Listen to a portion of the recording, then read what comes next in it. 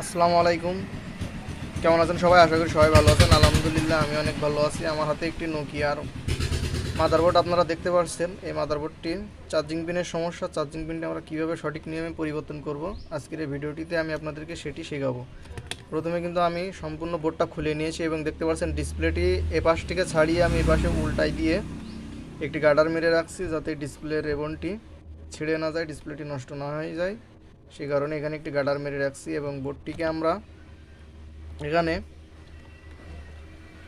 আমি একটি ওয়েট ব্যবহার করলাম এবং দেখেন কিভাবে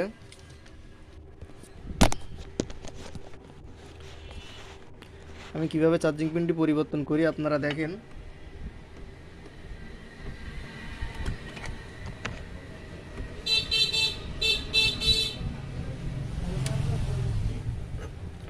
আমি এখান থেকে ওপর থেকে হিট দিয়ে এই চার্জিং পিনটিকে খুলে নিব।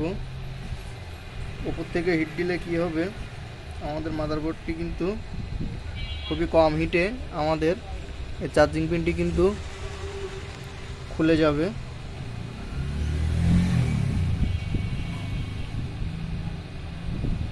সম্পূর্ণ হিটটা আমাদের চার্জিং পিনে লাগার কারণে কিন্তু খুবই সহজে আমাদের চার্জিং পিনটি খুলে গিয়েছে। এবং এখানে একটুখানি হিট দিয়ে নিয়ে আবারও দেখেন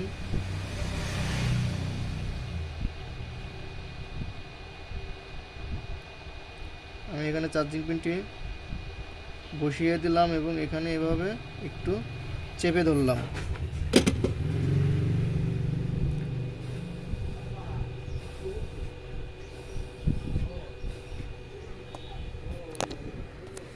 আপনারা দেখেন আমার কিন্তু চার্জিং পিনটি খুবই সুন্দরভাবে এখানে লেগে গিয়েছে। আপনারা এভাবেই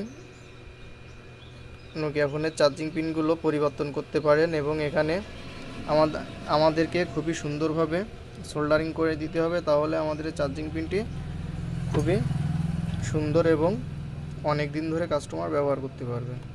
ভিডিওটি ভালো লেগে থাকলে অবশ্যই লাইক দিবেন, কমেন্ট করবেন এবং আপনারা কী ধরনের ভিডিও চান, আমার কাছ থেকে কী ধরনের ভিডিও দেখতে চান অবশ্যই কিন্তু কমেন্ট করে জানাবেন। আমি সেই ধরনের ভিডিও আপনাদের সামনে দেওয়ার চেষ্টা করব। ধন্যবাদ সবাইকে।